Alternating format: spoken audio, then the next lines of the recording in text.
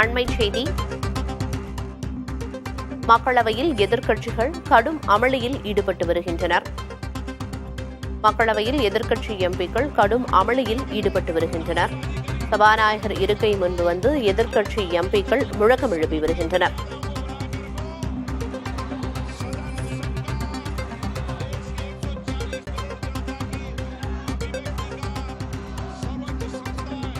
எதிர்க்கட்சி எம்பிக்கள் கடுமையான முழக்கத்தில் ஈடுபட்டு அமளி ஏற்பட்டதால் தற்போது மக்களவை ஒத்திவைக்கப்பட்டிருக்கிறது.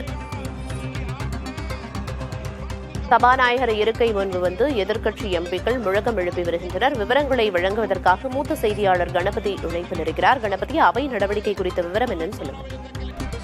பிரியதர்ஷினி, நாம் பேசிக் கொண்டிருக்கும் இந்த நேரத்திலேயே மக்களவை மற்றும் மாநிலங்களவை இரண்டுமே ஒத்திவைக்கப்பட்டிருக்கின்றன. இரண்டு அவைகளிலுமே எதிர்க்கட்சிகளை சேர்ந்தவர்கள் தொடர் முழக்கம் எழுப்பியதன் காரணமாக இந்த ஒத்திவைப்பு நிகழ்ந்துள்ளது. மீண்டும் ஒருமுறை நாடாளுமன்றம் முடங்கியுள்ளது. இரண்டு அவைகளுமே எதிர்க்கட்சிகளின் தொடர் முழக்கத்தால் ஒத்திவைக்கப்பட்டிருக்கின்றன.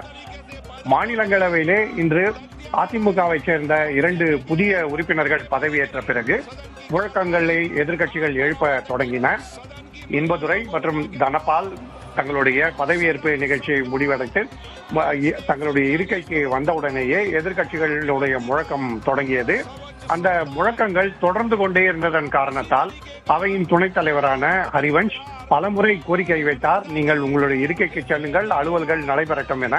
ஆனால் அதை எதிர்க்கட்சிகள் கேட்பதாக இல்லை. ஆகவே மாநிலங்களவை 12 மணி வரை ஒத்திவைக்கப்பட்டுள்ளது. மக்களவையிலே கேள்வி நேரம் நடைபெற வேண்டும் என சபாநாயகர் ஓம் பிர்லா பலமுறை கோரிக்கை வைத்தார். எதிர்க்கட்சிகளை சேர்ந்தவர்கள் பதாகைகளை ஏந்தியும் பிரசுரங்களை கொண்டு வந்தும் தொடர் முழக்கங்களை எழுப்பிக் கொண்டிருந்தார்கள்.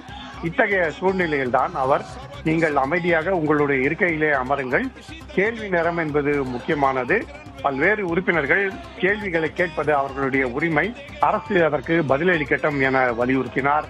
ஆனால் பல முறை எச்சரிக்கை விடுக்கப்பட்டும் எதிர்க்கட்சிகள் கேட்பதாக இல்லை. முழக்கங்கள் தொடர்ந்து கொண்டே இருந்தன. ஆகவே மக்களவையும் 12 மணி வரை ஒத்திவைக்கப்பட்டிருக்கிறது. 12 மணிக்கு மக்களவை கூடும் போது மீண்டும் ஒரு முறை எதிர்க்கட்சிகள் ஆபரேஷன் சிந்தூர் மற்றும் பெஹல்காம் தீவிரவாத தாக்குதல் ஆகியவை குறித்த விவாதம் வேண்டும் என கேட்டிருக்கின்றன. அந்த விவாதம் தொடங்கும் என எதிர்பார்க்கப்படுகிறது. 12 மணிக்கு இந்த விவாதம் தொடங்குவதன் காரணமாக எதிர்க்கட்சிகள் தங்களுடைய முழக்கங்களை கைவிடுவார்கள் என எதிர்பார்க்கப்படுகிறது. அதற்கு முன்னதாக கிடைத்த வாய்ப்பை பயன்படுத்தி கேள்வி நேரத்தை எதிர்க்கட்சிகள் முடக்கி இருக்கின்றன. தொடர் முழக்கங்களால் பீகார் மாநிலத்திலே நடைபெறும் தேர்தல் ஆணையத்தின் வாக்காளர் பட்டியல் சீராய்வுக்கு கண்டனம் தெரிவித்து அவர்கள் அவையை மீண்டும் ஒரு முறை முடக்கி இருக்கிறார்கள். மத்திய அரசு தான் இதற்கு பொறுப்பு என குற்றம் சாட்டியிருக்கிறார்கள். இத்தகைய சூழ்நிலையிலே 12 மணிக்கு மக்களவை மீண்டும் அமர்வு நடைபெறும் போது ஆபரேஷன் சிந்தூர் தொடர்பான விவாதம் தொடங்கும் எனவும் அப்போது பாதுகாப்புத்துறை அமைச்சரான ராஜ்நாத் சிங் தனது உரையை தொடங்குவார் எனவும் எதிர்பார்க்கப்படுகிறது. ஆபரேஷன் சிந்தூர் விவகாரத்திலே நடைபெற்றது என்ன, அதிலே சாதக பாதகங்கள் என்ன போன்ற பல்வேறு விஷயங்கள் குறித்து அவர் பேச இருக்கிறார். இதை தவிர வெளியுறவுத்துறை அமைச்சர் ஜெய்சங்கர் உள்ளிட்டோரும் பேசுவார்கள் என எதிர்பார்க்கப்படுகிறது. எதிர்க்கட்சிகள் சார்பாக ராகுல் காந்தி உள்ளிட்டோர் பேச இருக்கிறார்கள். பின்னர் பிரதமர் நரேந்திர மோடியும் பல்வேறு கேள்விகளுக்கு பதிலளிக்க இருக்கிறார்.